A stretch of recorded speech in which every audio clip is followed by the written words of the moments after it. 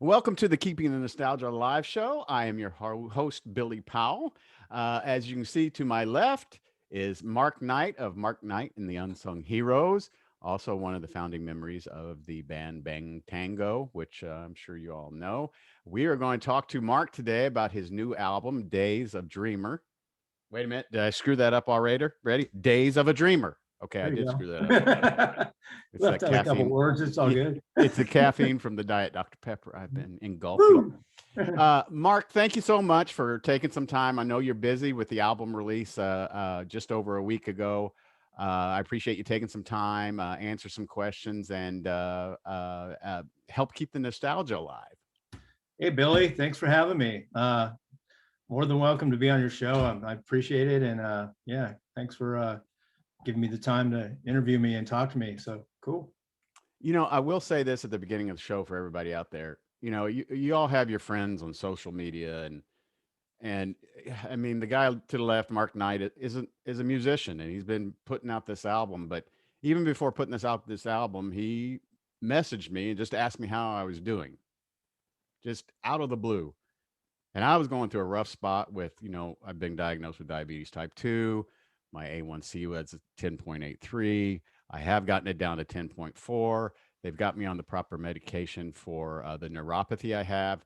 But Mark messaged me right in the midst of, I don't know if I can handle this anymore. And he gave me some words of wisdom. And it really kind of brightened my day and my outlook on life when you get something from somebody who's not your family and somebody who's not really a close friend, but someone who just pops that out there, and it really meant a lot. Awesome, Billy. I'm happy that connected with you. I just felt for you. I was like, wow, man, you guys going through some tough stuff. You know, Nothing like reaching out to somebody when they're having a hard time. It's like it's pretty easy to do, and a lot of people just don't do it. Uh, and like I barely know you, but like I was seeing some of the stuff going down with you. I'm like, geez, man, that guy's going through some hard times. Nothing like reaching out a little bit. So glad it connected at the right time for you. Yeah, Appreciate that. kind of blew me away. So, first question before we get started, and I got a couple other things here: cake or pie? Uh, Cake or pie? Probably pie. I like pie, I guess. Pie's good. It's got a lot of like juicy flavors in most of them. Yeah. Yeah. You listeners and viewers out there, take that any way you want to take that. Go down any route you want to take it. Now, also before we get started, I had Mark on about a year ago or a year and a half ago, and he was on our audio podcast on keeping the nostalgia alive.podbean.com. And since then I sent a couple CDs. Don't everybody think they're going to be able to do this, but I would like to show something that Mark had or sent to me, and that is this one here. You really can't see, but the cover there is all autographed by all the members of Bang Tango. That was their first album, and then I also sent him um, the second one too, and you can't really tell it in the video, but it is autographed, and I have them hanging on my wall. And you're like, well, if they're hanging on your wall, why didn't you get them from your wall? Well, we're doing a video, and I'm not wearing any pants. Nice framework. I like that. It's like one of Hey, my man, frames in my studio here. that's very nice. And also, too, so I was hoping to get my Pirates Cove T-shirt in and my Days of a Dreamer in to show everybody, but haven't got them in yet. I was going to proudly wear them, but man, where was my train of thought going on that question? So in the background, I see, is that one of the posters you have on your site that you have framed there? Oh yeah, right back there. Yeah, basically. So I put that up there because we're doing a Days of a Dreamer Pirates Cove session on Saturday. So I took down Keith, which is like hard to do, but I figured, hey, might as well put this poster of the record and my solo record here, and so I took down Keith Richards, who normally is right there. So yeah, that's what that is. And I do woodworking, and I've done a lot of woodworking and painting and refinishing as my day job, kind of like a side business. So I made a frame for it. So, yeah. So, Days of a Dreamer, h- how long was the process in getting the album prepared, ready, and out? Oof. Probably 2.5 years. I mean, maybe 2 years. I think I had it done probably in November. So give November, December, January, February when I put it out. Those months were just waiting for 2020 to go away. But so yeah. So it started with demos. I did demos of all those songs here on this laptop we're talking on right now. Um, Back in like I want to say 2018. Uh, by 2019, started recording the tracks. Spent a whole year actually recording them for real and finally putting them out, this month. While we're doing that, I'm going to go ahead and share a screenshot of the album cover for everyone to see. And I'm assuming that you can see that, right? Yeah. Mark Knight and Unsung Heroes, Days of a Dreamer. Um, Tell everybody where they can get the album. Uh, Mark Knight and the unsungheroes.com is our website. And basically there's a store there, which you click store, go to the store, all my CDs, my Pirates Cove t-shirts, which you got, which is very cool. So I put up some Bang Tango signed picks from 2020 that I never played in 2020, but I got them in 2021. But now they're the year that was canceled, so maybe they're worth something. But anyways, got those for sale. I got the posters for Days of a Dreamer. And what else on that? All my other CDs. So yeah, that's where you get it. You can also listen to it, I'm assuming, on Spotify. I listen to it on both Apple Music and Amazon Music. Yeah, it's everywhere. It's on all the streaming. I mean, I'm not a big fan of some of the free streaming because obviously the artist makes pennies off of that, unfortunately. And I decided, well, should I not use Spotify or not put it on? But it's kind of modern times here. So it is on Spotify. It's on iTunes. You can download it on that and get it on Amazon. But a lot of the my old fans and stuff like the CD sign and like actual physical things. So we got a great amount of orders last week when it came out, and on the poster too, and in the pic, just so somebody has something physical that they can collect, or feel more connected to than just a Spotify streaming that, you pay the money to subscribe to Spotify, you can listen to anything pretty much. But yeah, that's kind of where it is. Days of a Dreamer, where'd the title come from? Uh, so I had written the song, but it wasn't no intention for it to be the title of the record, but came up with like 6 or 8, maybe 10 different titles for the record, and I just kind of liked the way that title of that song rang, and it felt and sounded like a title for the record. Just basically Days of a Dreamer, sitting around writing songs in this weird time, or even before, coming up with these imaginary stories and tales and people I'm writing about. Just felt appropriate, and it just rang like a record title. So that's where it came up with. Show everybody your skull ring, will you? Yeah. Gosh, I love that thing. Love, love, love that thing. I know in one of the Can I tell you the podcasts, story about this? I told you the story, right? no, but please tell us again. So I got this. I'm a huge Keith Richards fan, and I always wanted his skull ring. And we were on Bang Tango was out in New York doing a show at the Limelight, which is an old church that a lot of bands used to play in back in the day. And this guy was selling silver jewelry. I came up to him before we played, and I'm like, dude, I gotta have that ring. Put that aside for me. I'll go back to my hotel room and get my checkbook and write you a check and bring it back to you after we play. He goes, okay, I'll put that aside. I go, that is the identical Keith Richards ring. Anyways, after the gig, I go up and I'm like, okay, I'm going to go back, get the money. He goes, here, man, yeah, take it. You kicked ass tonight. Thank you so much. He gave it to me. So I've had it for 28 years, maybe. lost it. I've lost it 2 times. One time I lost it like raking leaves in my yard, and one time I lost it at a pool party. It fell off in a pool with a bunch of people. We were like partying. I'm like, my ring. I went searching this pool and found it. So that's the story behind it. And I still wear it. Yeah. So, for the past year has been a difficult year, especially for entertainers like you and your band, and also Bang Tango. Does it now that there's, the shot?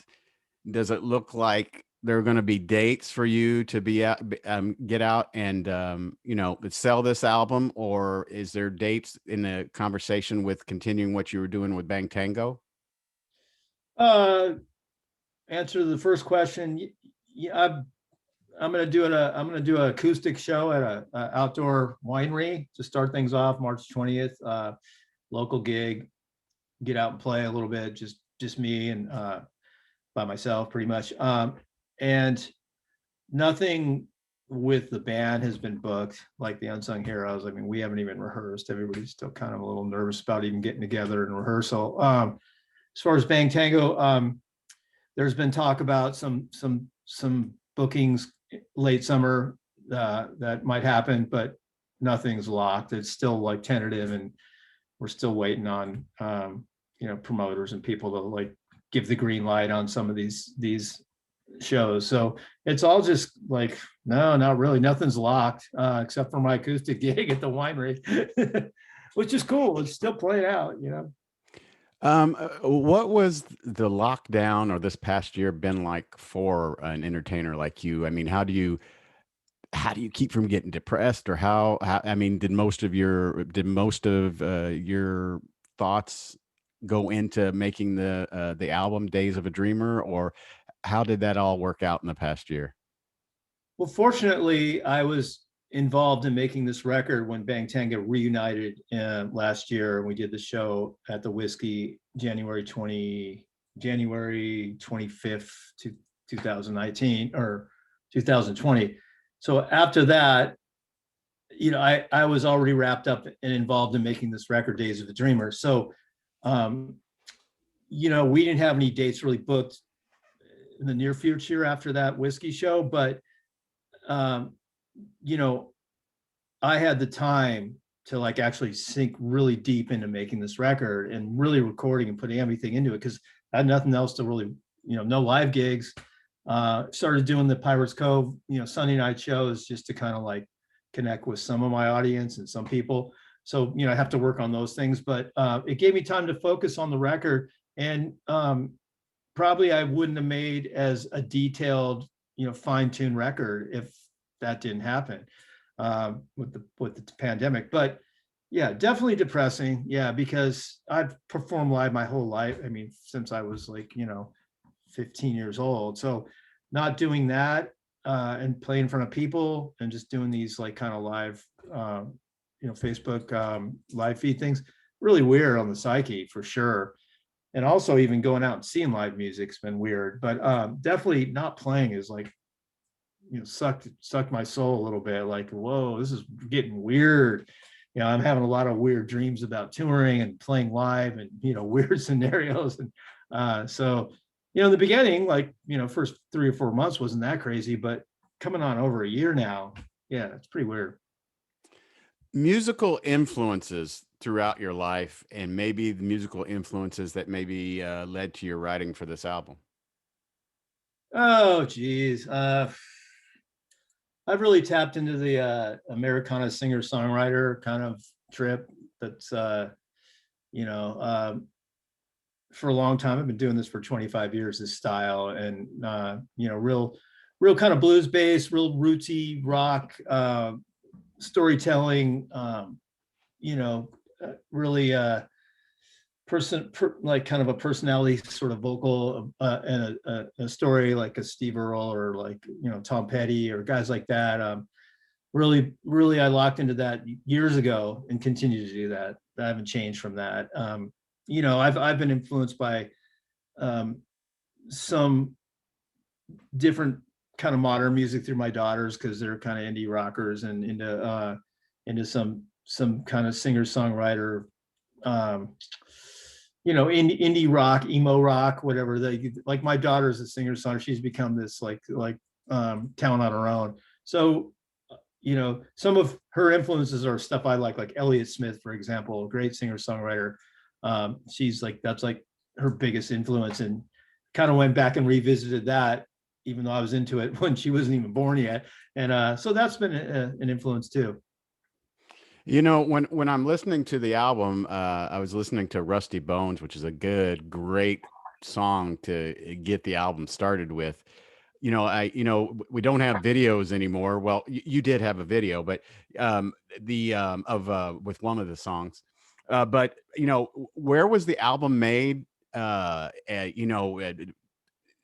You pulled everybody together to the same spot day after day to get the album made. I just want to picture in my head when I listen to the album of where it's being Okay, yeah, recorded. yeah, yeah. Interesting question, actually. So basically, I had written these songs, I demoed them. Me, the initial Unsung Heroes, kind of the core group at the moment that was playing live, was Eddie Montez, Edward Szymanski, my drummer, who co-produced with me and put in the lion's share of the work with me. Kyle Stevens played guitar, and me on vocals and guitar too. That was the initial band. So I had written these songs. We did a little pre-production, and we ended up going in and recording. And Edward basically did the drums to the demos of these songs I had written. So I'd written these like 14 songs. He went in and played to the demos. Then we kind of built those tracks with people we had in mind outside of the initial four guys. So different bass players, keyboard players, different background singers. They all kind of came in to the production and the recording of the record.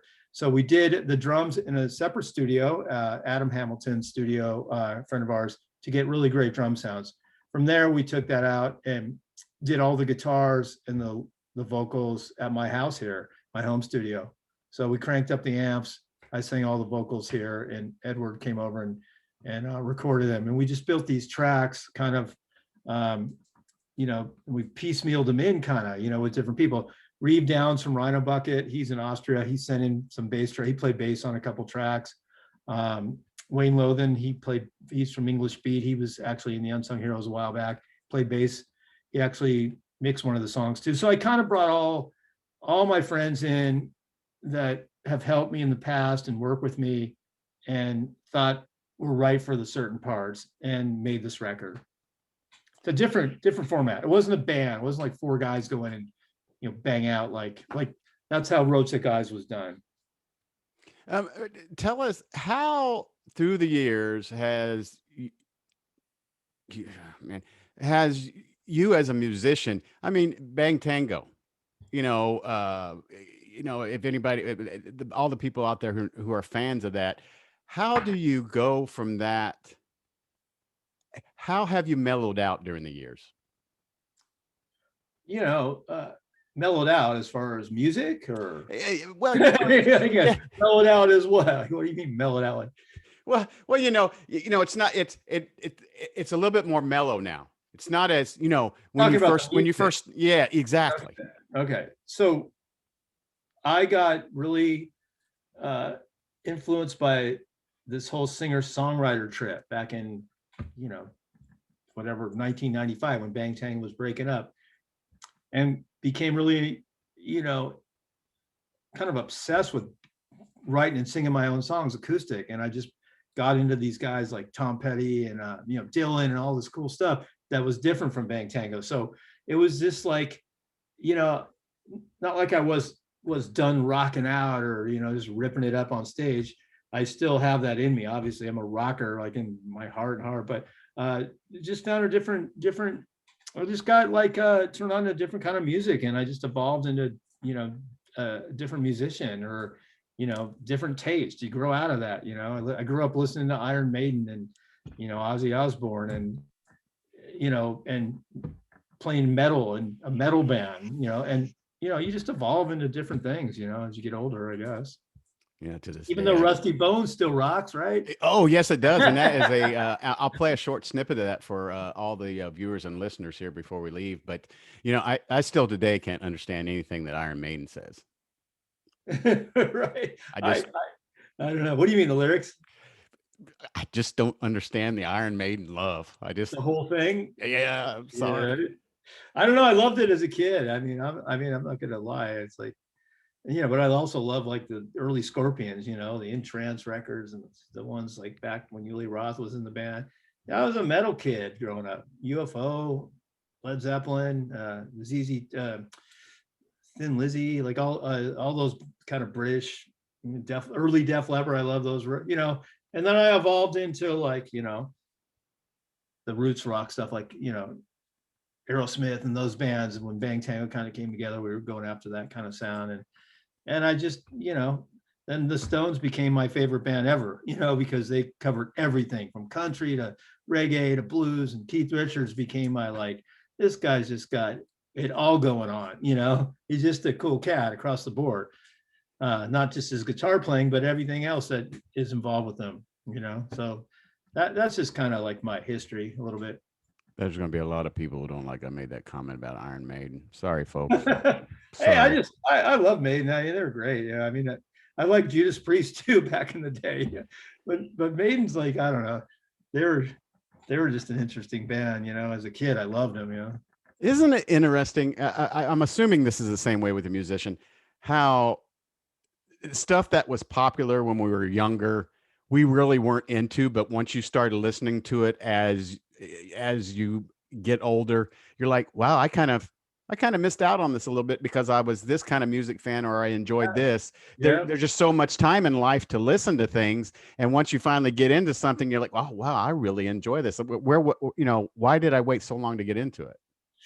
yeah, absolutely. I remember, I remember as a kid when Van Halen came out, I was like, oh man, I'd go to the record store, and every time I'd look up Van Halen in the record store, it'd say Van Morrison. I'm like, who's Van Morrison? That old guy? Yeah, that guy's. But now I'm like, Van Morrison is a badass. Like, what a great songwriter. But back then I'm like, Van Morrison, I want Van Halen. It's like, so funny.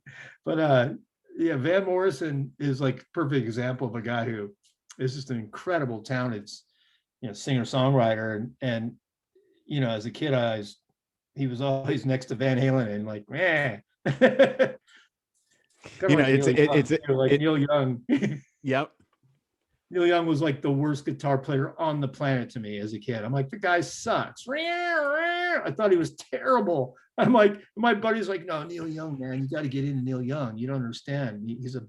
He's over your head. Like when we were like, like freshman in high school, a buddy of mine was obsessed with Neil Young. I'm like, he's terrible.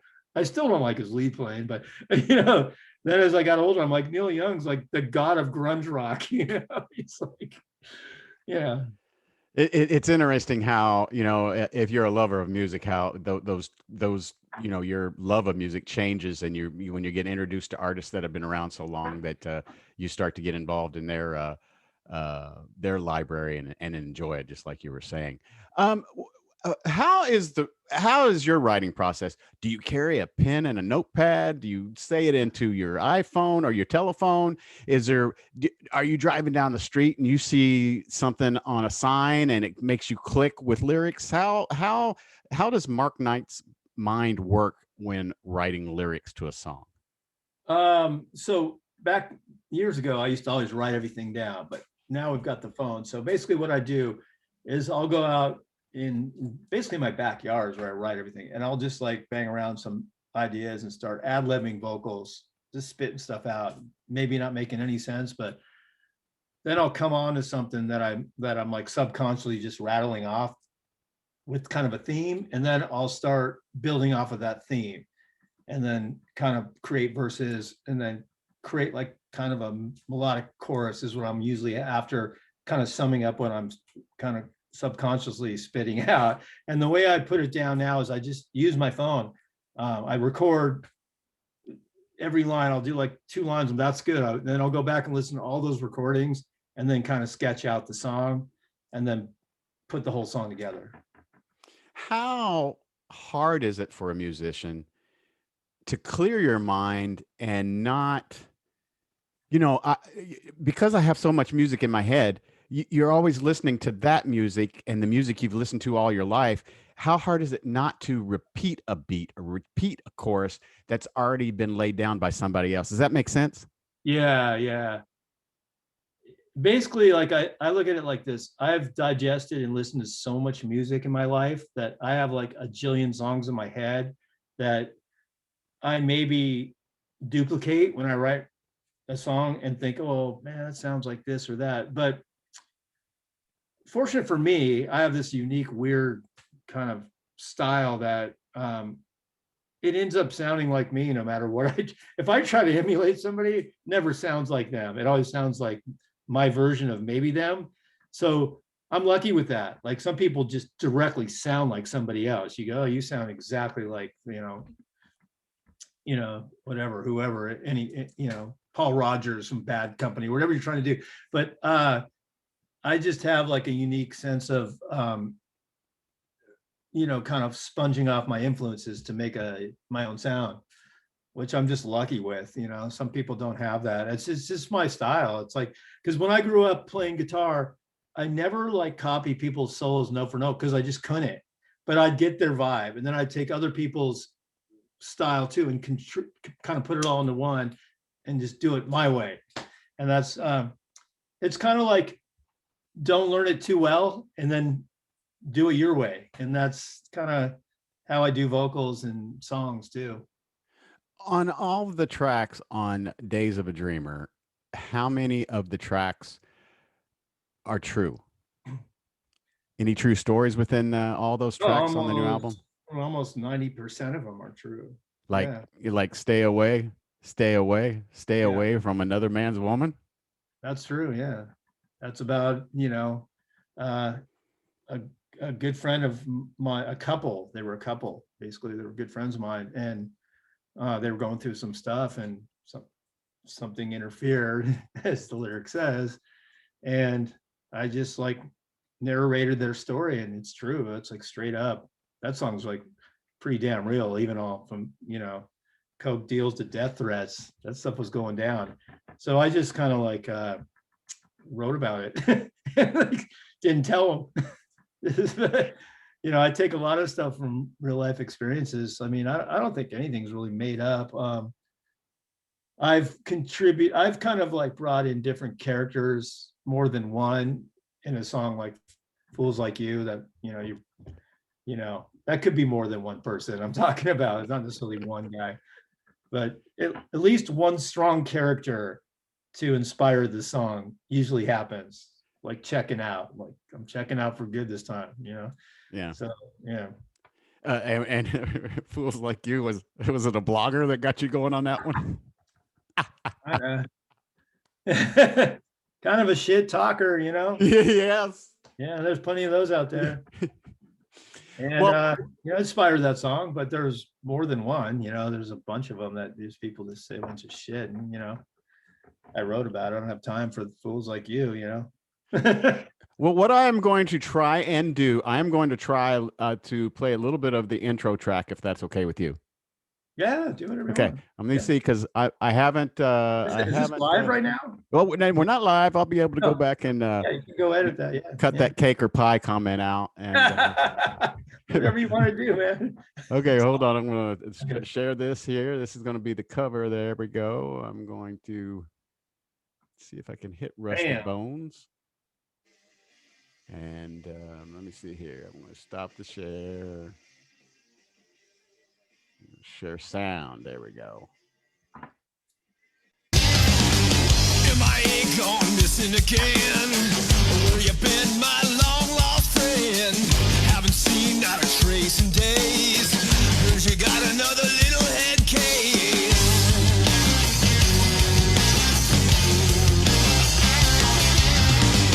Blind your eyes, gonna steal your dreams.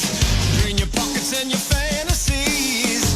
Feed your man's gonna make you sing. Do the most unspeakable things. Whoa, my rusty bone. Okay. Yes. And I did that right. It looks like. Cool, man. Came out good and loud on my end. Yeah, good. Sorry about that. I was messing with that earlier today. That was Technology, cool. Isn't it great? Hey, you sent me the hat, right? I sure did, sir. Yeah. I was gonna wear it, but I wore it yesterday, so I can't wear the same hat every day. Oh, Thank you hey, so hey, I much. got That you. hat rocks. I love it. I It's love sort of actually see.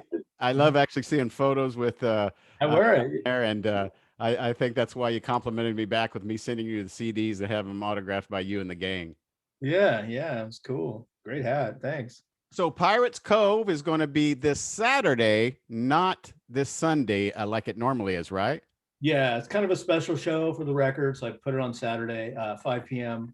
Pacific Standard Time. And a special guest, Mark Malia, who played guitar with me for years and Unsung Heroes. And he's gonna join me. And we're only doing songs off the new record, like I don't know, 6 or 8 of them. What does Mark Knight, what are your guilty pleasures? What is like on your phone or comes on the radio and you're like, I got to look around and make sure no one's seeing me, but I dig this song or I know all the words to it or Geez. What would I say?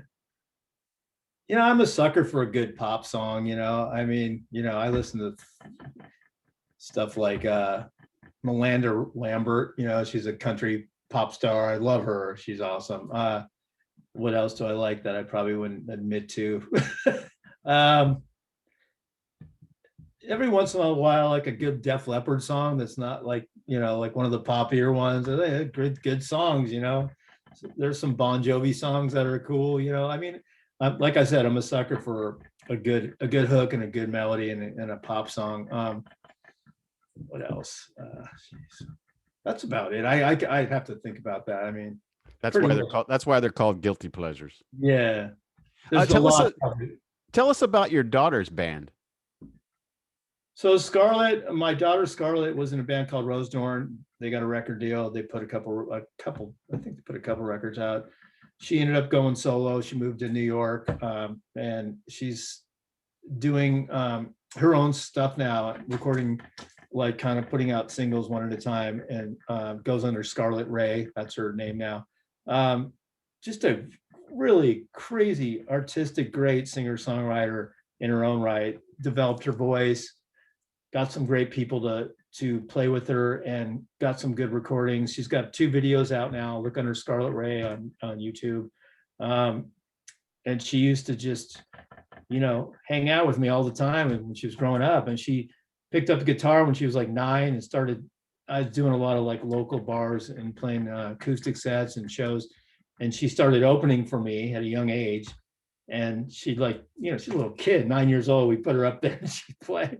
And then evolved into this like little talented singer-songwriter. And she's really poetic and amazing way with lyrics. I'm like, where do you come up with this? And crazy open tuning. She's influenced by a lot of modern rock and kind of emo indie rock. And yeah, that's kind of where it's at. So yeah, I might be using her on my next record. I think I'm going to do more with her just because it clicks. The voices click. On Days of a Dreamer, I know we're running a little bit long, but on Days of a Dreamer, your new album, how hard was it to cut a song? How many songs didn't make the album? How hard is it to cut a song to put on the next album? Or where do you draw the line where cutting stuff off? One song, so I demoed like maybe 15 of them. One song just didn't click. I mean, it was a cool song. I mean, who knows? I might revisit it. Another song that we actually went forward and recorded as a band called Story Times. It was, the lyric was a little too abrasive and too personal and too something I didn't want to put out in the world, just because I don't want to like rock the boat with some people in my life. So I just like shelved it. But so that one didn't make it because of pretty much lyrically, I just didn't feel it was appropriate. And I just didn't want to say those things at the moment. So I cut it. And that's about it. A couple of the other songs were teetering. Mid-July almost didn't make it. What other was the one you said earlier that you liked? Lost on the Road was questionable, but that one came together. And you always want to make the best record. So sometimes, you write all these songs, you record them, and all of a sudden certain songs rise to the top, and those are the ones you want to present. And then like other ones you think are great because you love all of them as a writer, don't necessarily come together maybe in production or recording, or just didn't come together like you thought, and are questionable to keep on the record. But I ended up with 13. I figured go big, put out 13 songs. It's been a while. It's taken me 2 years, so more music for people. Well, I think that it's 54 minutes of fantastic quality music. So I really enjoyed it. I got an Yeah. autographed copy at Mark's site, which he's going to tell us again here in just a minute. And I also got a Pirates Cove T-shirt. But it is one of those things that if you are a lover of music, just having the CD and the liner notes and all that kind of stuff, and having it actually autographed is fantastic. But I knew you were going to come out with a little bit of Tom Petty influences that you had, because I caught that in a couple songs, and I have no idea why when Rusty Bones started jamming out, I thought of Johnny Cash. I had no idea Really? why. Yes, but also too, he has a song called Rusty Cage, and That's not his song. no, that, yeah, right. But he redid a Rusty Cage. Right. But I love Rusty Bones. It kicks the album off perfectly. Thank you. And also Stay Away. I gotta say Stay Away 3 times, just like it is in the song. Stay away, stay away. Stay away. Nice. Another Love man it. and woman. That is another fantastic song. But Mark Knight, I appreciate you spending some time with us. Please let everybody now know where they can get Days of a Dreamer. Well, thanks, Billy. You can get Days of a Dreamer at Mark Knight and the Unsung Heroes.com. Pretty simple.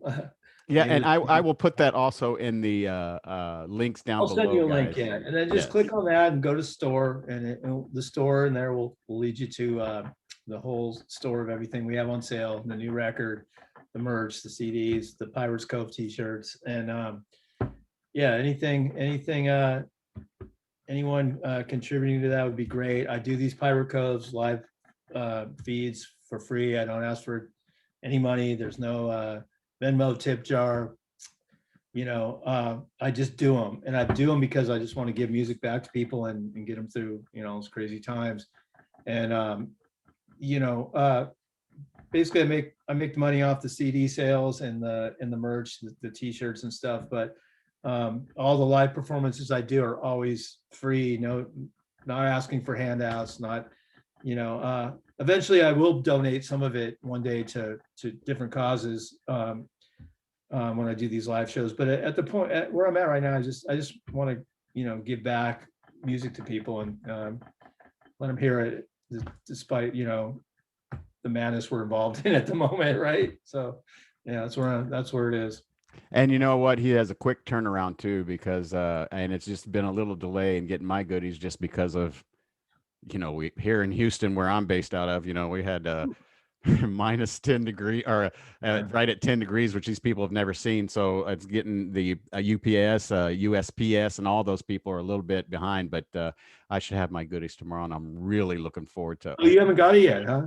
No, it was supposed to be here Monday, right? And the little thing says arriving late. Oh yeah. But no, hey, I know it's coming. I know it's going to be. Well, I'm looking very forward. We're doing our best to get it out. We're just no, I got a thing in the mail saying, or in an email, because I'm subscribed to the USPS site, and saying, oh, something's on your way to the house. It's going to be there on Monday. So no, I know with everything that's going on with it'll be there. You'll get it. Yeah, all the bad weather and everything else. I know I'm going to get it. I am going to share with everybody once I get it. And I felt like I could listen to it on Amazon Music because I actually bought a CD. There you go. You're entitled. Yes. Mark Knight and the Unsung Heroes. Mark Knight, thank you so much for doing not one, but 2 interviews with me. One audio, this one video. I appreciate it. Appreciate you reaching out to and being a friend. And everybody check out Days of a Dreamer. Fantastic album coming from me. I don't have a lot of albums that I listen to all the way through over and over, but I have with Days of a Dreamer. So please check it out. Thanks, Billy, so much. And thanks for having me. I really appreciate it.